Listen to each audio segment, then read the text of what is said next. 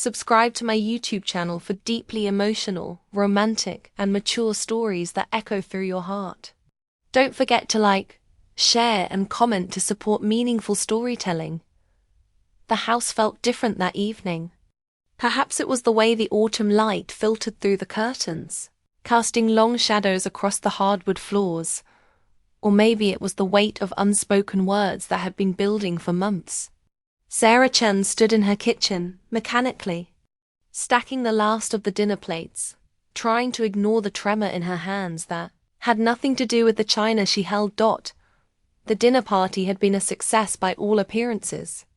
Their closest friends had gathered around the mahogany table that David had insisted on buying when they'd first moved into the house 5 years ago. There had been laughter, wine, and the kind of comfortable conversation that comes from years of shared memories. But beneath the surface, Sarah felt as though she were drowning in plain sight. David had been particularly animated that night, regaling everyone with stories from his recent business trip to Seattle. His eyes had sparkled with an enthusiasm that Sarah hadn't seen directed toward her in what felt like forever. When he spoke about his work, his voice carried a passion that made her heart ache with longing, not for what they had, but for what they'd lost somewhere along the way. As the evening wound down, and their guests began to leave, Sarah found herself going through the motions of being the perfect hostess. She hugged Martha and Jim goodbye, promising to call about their weekend plans. She laughed at Robert's joke about the burnt edges on the lasagna, even though she'd heard it twice before. And when David's best friend, Marcus, lingered near the doorway as the others filtered out, she assumed he was simply waiting for David to return from walking the Hendersons to their car. But David didn't return immediately.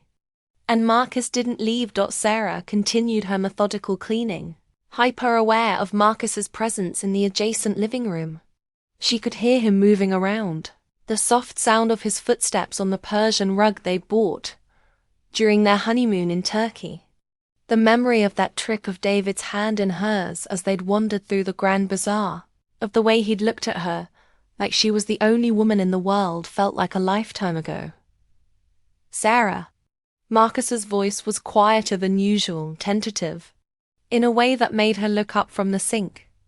She turned to find him standing in the doorway between the kitchen and living room, his tall frame filling the space.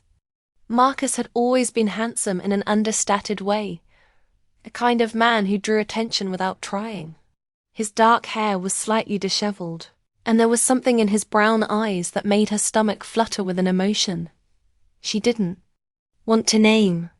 "David's really taking his time with the Hendersons," she said, attempting lightness while drying her hands on a dish towel. "You know how Jim gets when he starts talking about his golf game." Marcus didn't smile at her joke. Instead, he took a step closer, and Sarah felt the air in the room shift. There was something different about him tonight, something that made her acutely aware of the space between them, and the way the kitchen light caught the planes of his face. "I need to tell you something," he said, his voice barely above a whisper. "Something I should have said a long time ago." Sarah's heart began to race. She set the dish towel down carefully, as if the simple action could somehow anchor her to normalcy. "Marcus, please," he interrupted, and the desperation in his voice made her go still. "Just let me say this. I've been carrying it for too long, and I can't watch you disappear anymore." The words hung between them like a bridge neither of them had meant to build. Sarah felt as though she was standing at the edge of a cliff, and Marcus was asking her to jump. The rational part of her mind screamed that this was wrong, that David could return at any moment, that Marcus was David's oldest friend, and this conversation could destroy everything. But the lonely part of her, the part that had been slowly withering for months, leaned forward, hungry for whatever he was about to say. "I see you, Sarah," Marcus continued, his voice growing stronger. "I see how you try to make yourself smaller when David talks about his work, how you laugh at his stories even when they're about things that exclude you. I see how you light up when you talk about your photography, and how quickly that light dims when he changes the subject. Sarah's breath caught. She thought she'd been so careful, so good at hiding the slow erosion of her marriage.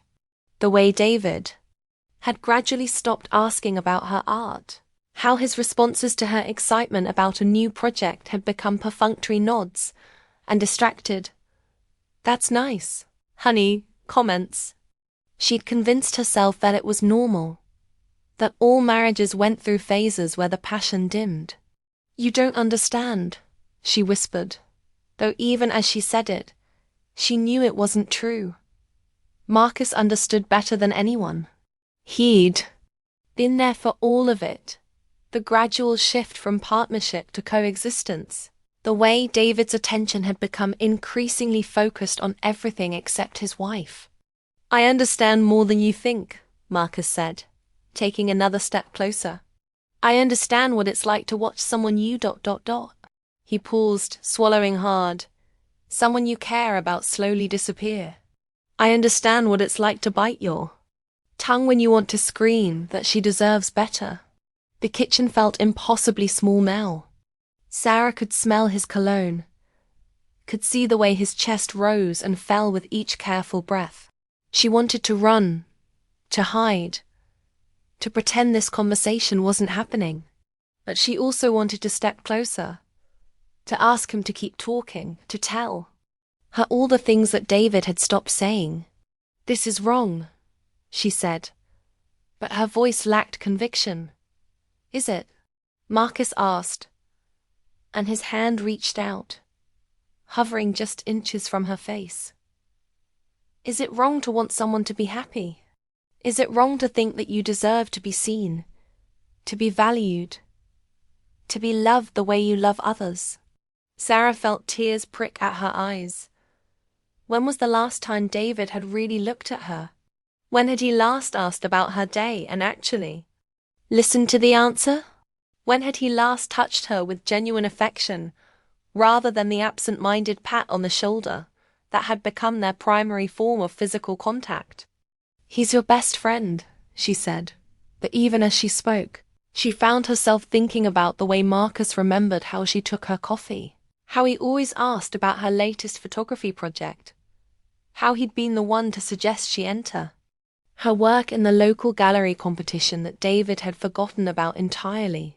"And you're his wife," Marcus replied, his hand finally making contact with her cheek. His touch was gentle, reverent, as if she were something precious and fragile. "Which is why this is killing me." Sarah closed her eyes, leaning into his touch despite herself. For a moment she let herself imagine what it would be like to be with someone who saw her, who valued her dreams, who looked at her the way Marcus was looking at her now. "I think about you all the time," Marcus continued, his thumb tracing a line along her cheekbone. "I think about what it would be like if things were different. If I had met you first, if you weren't married to my best friend, if I had the right to hold you when you're sad, to celebrate with you when you're happy." Marcus ... Sarah's voice was barely a whisper. "I know I'm asking too much," he said, his forehead almost touching hers. "I know this complicates everything, but I can't pretend anymore. I can't sit at your dinner table and make small talk while pretending I don't see how lonely you are. I can't watch David take you for granted while I'm dying to show you how precious you are." Sarah opened her eyes to find Marcus staring at her with an intensity that made her knees weak. There was love in his gaze, but also pain, and the kind of desperate longing that comes from months of suppressed emotion. "What are you asking me to do?" she whispered. "I'm asking you to be honest with yourself," he said. "I'm asking you to admit that you feel this too, this connection between us. I'm asking you to consider that, maybe, just maybe, you deserve more than what you're settling for." The sound of the front door opening made them both freeze. David's voice carried from the foyer, calling out about how Jim had indeed spent 20 minutes discussing his golf handicap. Sarah and Marcus sprang apart as if they'd been burned. The spell broken by the intrusion of reality. Marcus stepped back, his hand falling to his side, but his eyes never left Sarah's face. "Think about what I said," he whispered urgently. "Think about what you want, not what you think you should want." David's footsteps were getting closer. Sarah grabbed the dish towel again, her hands shaking as she tried to look busy. Marcus moved toward the living room, putting distance between them, but not before he said one final thing that would echo in Sarah's mind for days to come. "You're worth fighting for, Sarah, even if you don't believe it yet." By the time David appeared in the kitchen doorway, Marcus was collecting his jacket from the living room chair where he'd left it. To David, it probably looked like a perfectly normal end to an evening with friends. He couldn't see the way Sarah's heart was racing, or the way Marcus's hands trembled slightly as he shrugged into his coat. "Thanks for dinner, guys," Marcus said, his voice steady despite the storm of emotions Sarah knew he was feeling. "Sarah, the lasagna was incredible as always." "Thank you," she managed, not trusting herself to say more. David clapped his friend on the shoulder. "Drive safe, man. We'll see you next week for the game." Marcus nodded, but his eyes found Sarah's one last time. The look he gave her was full of promise and possibility, but also of heartbreak and resignation. Then he was gone, leaving Sarah alone with her husband and the weight of everything that had just changed. As David began talking about the evening, commenting on how well the dinner had gone and how much everyone had enjoyed themselves, Sarah found herself nodding and responding automatically. But her mind was elsewhere, replaying every word Marcus had said, every touch, every look. She thought about the way David had barely noticed her new dress, the one she'd bought specifically for tonight. She thought about how he'd interrupted her when she'd tried to tell their friends about her upcoming photography exhibition. She thought about how he'd laughed when someone had jokingly asked if she was planning to pursue photography professionally, as if the idea was absurd. And she thought about Marcus, who had remembered that she'd been nervous about the exhibition, who had asked her about it privately before dinner, who had looked at her photos on her phone with genuine interest and appreciation. "Did you hear what I said?" David's voice cut through her thoughts. Sarah looked up to find him staring at her with mild irritation. "I'm sorry, what?"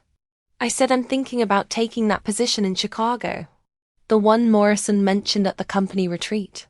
Sarah felt the world tilt slightly. Chicago? That would mean ... Moving.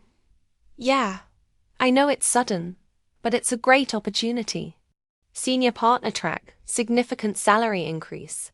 We could get a place in Lincoln Park, maybe that condo we looked at online. Sarah stared at him. He was talking about uprooting their entire life, moving away from everything she'd built here, her photography connections, her part-time job at the gallery, the community she'd slowly become part of, and he was discussing it like it was already decided. "When were you planning to discuss this with me?" she asked quietly. David looked surprised by the question. "I'm discussing it now." "I thought you'd be excited about the opportunity." "The opportunity for you, you mean?" "For us," he corrected, but there was impatience in his voice. "Sarah, this is about our future, about financial security. What about my photography? What about the exhibition next month? What about everything I've been working toward here?" David's expression softened slightly, but in a way that felt patronizing rather than understanding. "Honey, you can take pictures anywhere, and there are galleries in Chicago too. Bigger ones, better ones." The dismissal in his voice was like a physical blow. Sarah felt something crack inside her chest, something that had been holding on by a thread for months. "You don't understand," she said, and this time she meant it with every fiber of her being. "You don't understand at all." "I understand that you're being emotional about this," David said. his tone taking on the patient quality he used when he thought she was being unreasonable. Change is hard. I get that. That sometimes we have to make sacrifices for the bigger picture. We? Sarah repeated. Or me? David frowned. Sarah, what's gotten into you tonight? You're acting strange. She wanted to laugh or cry or scream. Instead, she said, I'm going to bed. We should talk about this more tomorrow, David called after her as she headed for the stairs. I need to give Morrison an answer by Friday.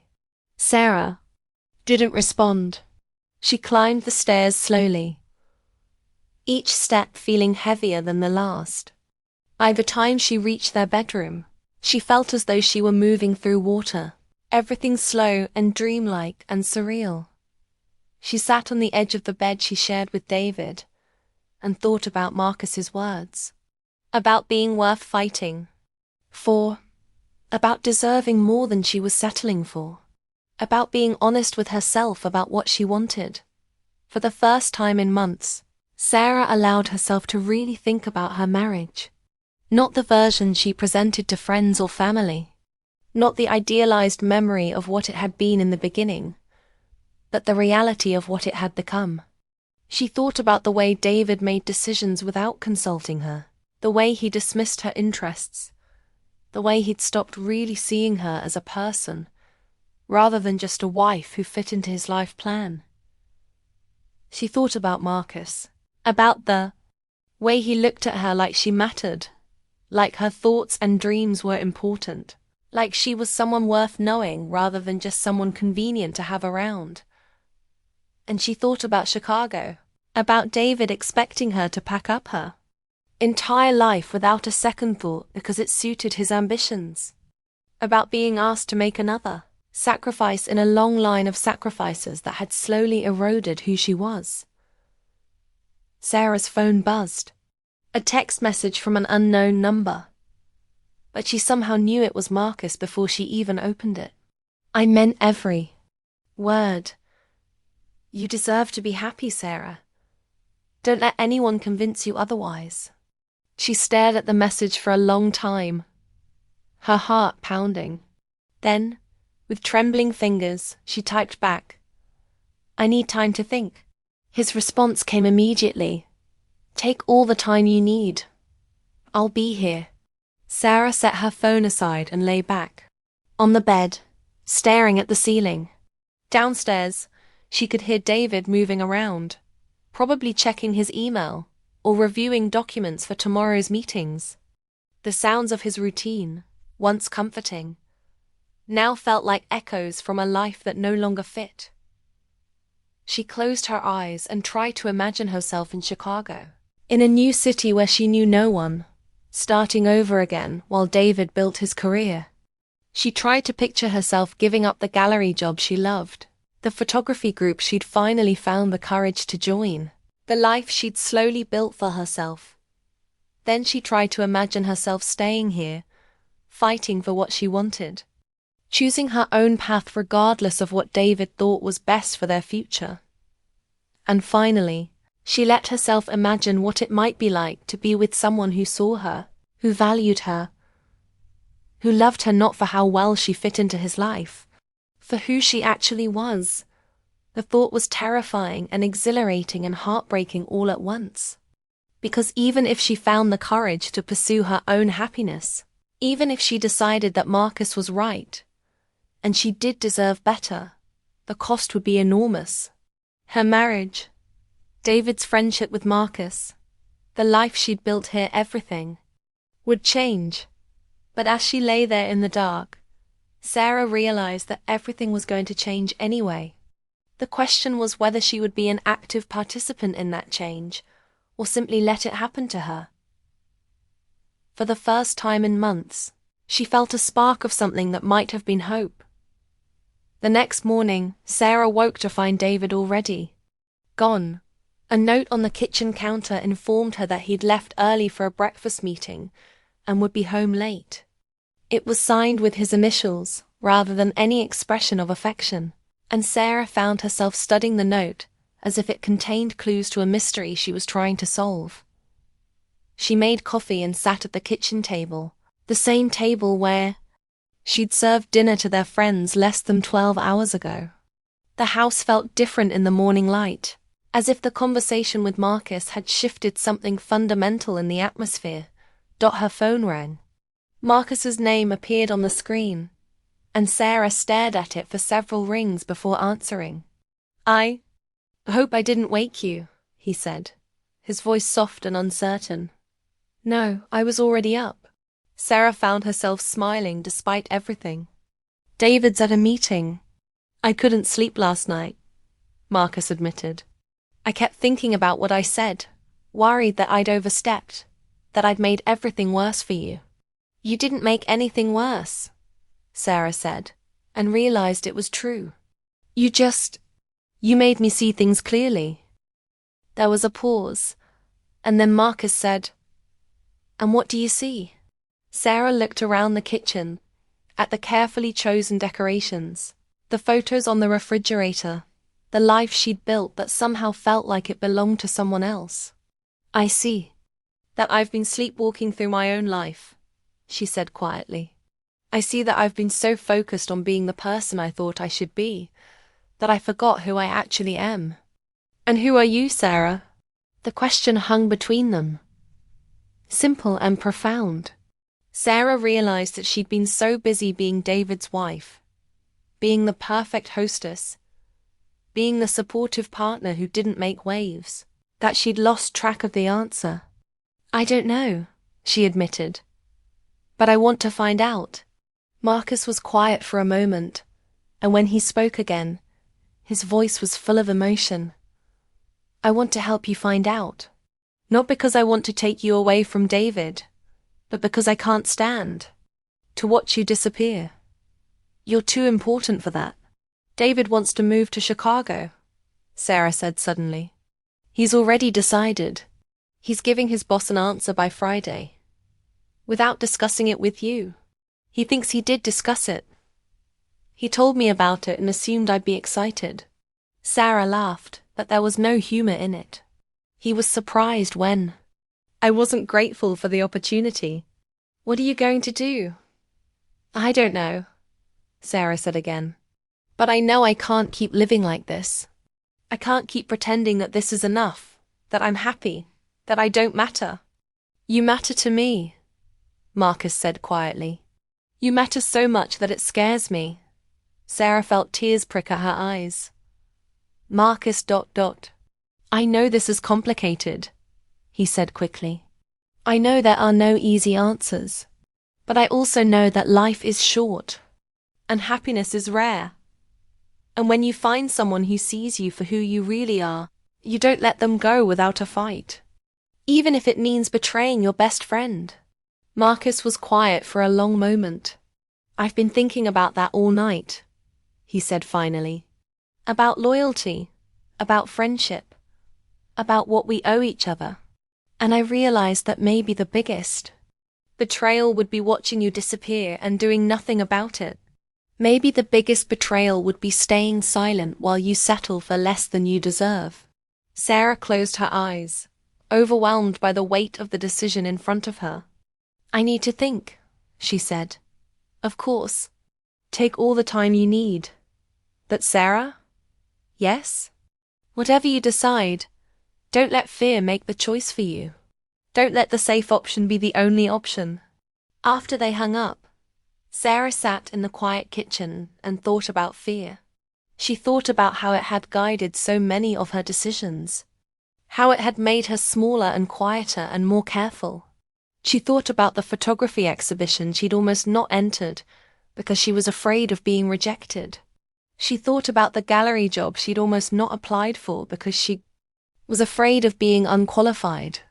She thought about all the times she'd swallowed her words, suppressed her needs, dimmed her light because she was afraid of being too much.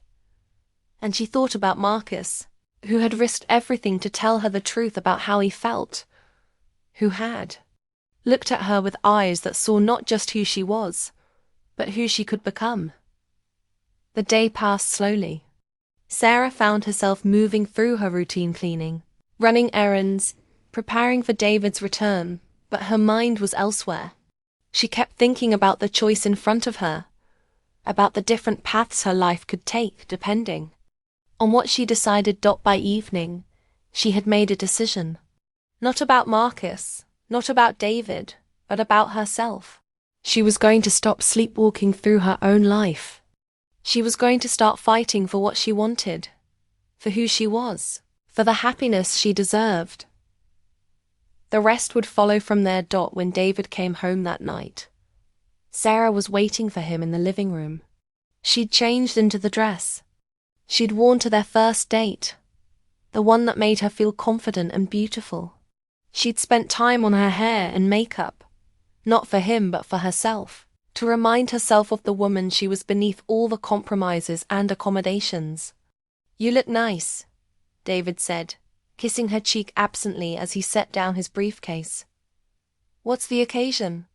"I wanted to talk to you about Chicago," Sarah said. David's face lit up. "I hoped you'd come around. I know change is hard, but this really is a great opportunity for us." "I'm not going." The words hung in the air between them. David stared at her, as if she'd spoken in a foreign language. "What do you mean you're not going?" "I mean I'm not moving to Chicago. I'm not giving up my life here, my work, my dreams, so you can advance your career. I'm not doing it anymore. Sarah, we've been through this. This is about our future." "No," Sarah said firmly. "This is about your future. This is about what you want, what you've decided is best, what fits into your plan. It has nothing to do with me except that you expect me to go along with it." David's expression shifted from confusion to frustration. "I don't understand what's gotten into you. We're married, Sarah. We're a team. Teams make sacrifices for each other. When have you ever made a sacrifice for me?" Sarah asked quietly. The question seemed to catch David off guard. "I sacrifice for you all the time. I work hard to provide for us, to build a good life. You work hard to build the life you want," Sarah interrupted. "And you expect me to be grateful for the privilege of living in it with you. That's not fair, isn't it?" Sarah stood up, pacing to the window. "David, when was the last time you asked me what I wanted? When was the last time you listened to me talk about something I cared about without changing the subject? When was the last time you made a decision based on what was best for both of us, instead of just what was best for you?" David was quiet for a moment, and Sarah thought she saw a flicker of recognition in his eyes. But then his expression hardened. "I'm trying to build us a future, Sarah. I'm trying to be responsible, to make smart decisions. If that makes me the bad guy, then I guess I'm the bad guy." "You're not the bad guy," Sarah said, turning back to face him. "But you're not the right guy for me. Not anymore." The words seemed to shock them both. Sarah hadn't planned to say them, but once they were out there, she realized they were true. David wasn't a bad man. He was hardworking and ambitious and loyal to his friends. But he wasn't the right man for her. Not the way she was now. Not the way she wanted to become. "Sarah," David said, his voice softer now, almost pleading. "We can work this out. We can find a compromise. Maybe we can postpone the move. Or maybe you can come visit Chicago first." "It's not about Chicago," Sarah said gently. "It's about us. It's about the fact that you don't see me, David. You see your wife, the woman who's supposed to fit into your life plan, but you don't see me. That's not true." "When did I start taking photography classes?" David stared at her, clearly struggling to remember. A few months ago? A year and a half ago. I've been taking them for a year and a half. I have an exhibition next month. My first solo show, and you forgot about it completely." "I didn't forget. You laughed when someone asked if I was going to pursue it professionally. You laughed like it was absurd." David's face flushed. I didn't mean it like that. How did you mean it? He opened his mouth, then closed it again. Sarah could see him struggling to find an answer that didn't make him look bad, and she realized that he genuinely didn't understand what he'd done wrong. I love you, he said finally. I've always loved you. I know, Sarah said, and she meant it. But you love the idea of me, the version of me that fits into your life. You don't love who I actually am, because you've never bothered to find out. They stood in silence for a long moment. Sarah could see David processing what she'd said, could see him trying to formulate arguments, excuses, promises to do better. But she also saw the moment when he realized that it was too late, that something fundamental had shifted between them. Is there someone else? He asked quietly. Sarah thought about Marcus, about the way he'd looked at her in the kitchen, about the words he'd whispered that had shattered her carefully constructed world. There's someone who sees me, she said. Someone who thinks I'm worth fighting for. David's face crumpled. How long? It's not what you think, Sarah said. Nothing's happened. But yes, there's someone who makes me feel like I matter, like I'm more than just a supporting character in someone else's story. Who?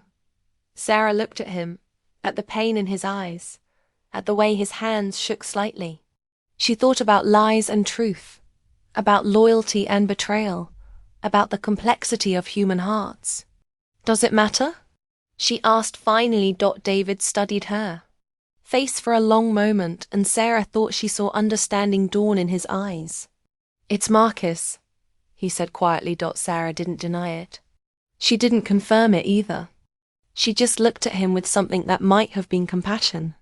He's my best friend, David said, and his voice cracked on the words. I know.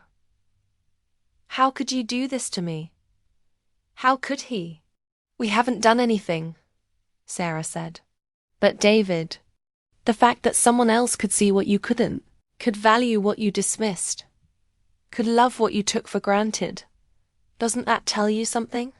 David sank into a chair, looking suddenly older than his 34 years. I thought we were happy, he said quietly. You were happy, Sarah corrected gently.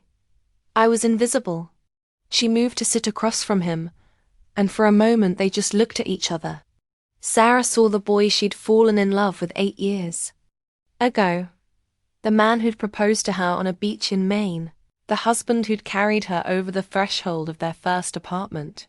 She saw all of that, and she also saw the distance that had grown between them, the way they'd become strangers sharing a life.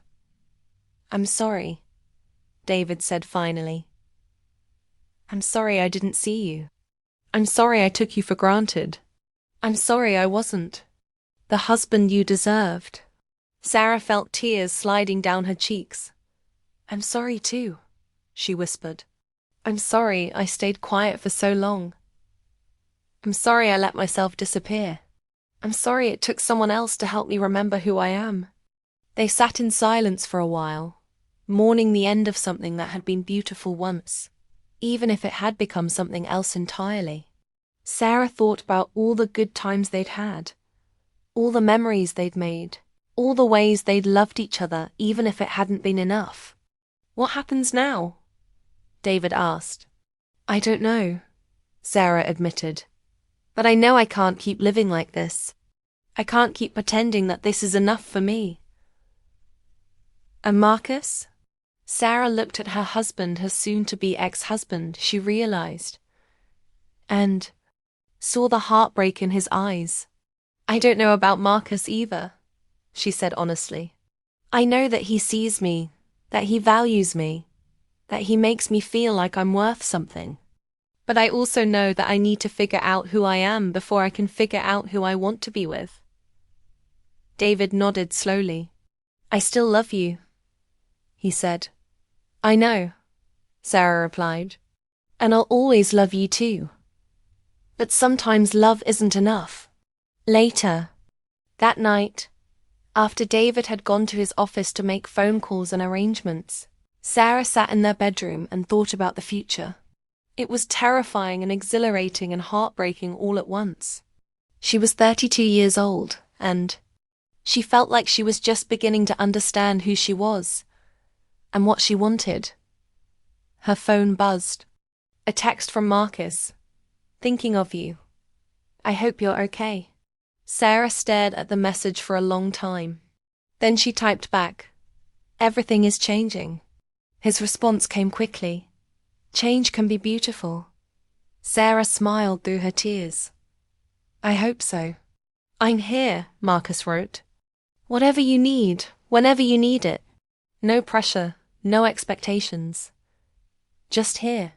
Sarah set her phone aside and looked around the bedroom she'd shared with David for 5 years. Tomorrow, everything would be different. Tomorrow she would start. The difficult process of untangling a life, of figuring out who she was when she wasn't half of a couple that had stopped working. But tonight, for the first time in months, Sarah felt like herself. She felt like a woman who deserved to be seen, to be valued, to be loved for who she actually was rather than who she was supposed to be.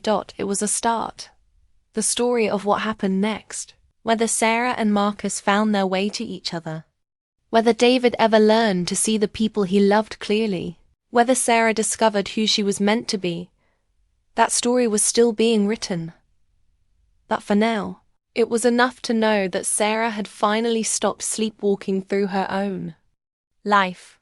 She had finally chosen to fight for her own happiness, to believe that she was worth fighting for. And in a house that had felt like a prison for so long, that felt like freedom.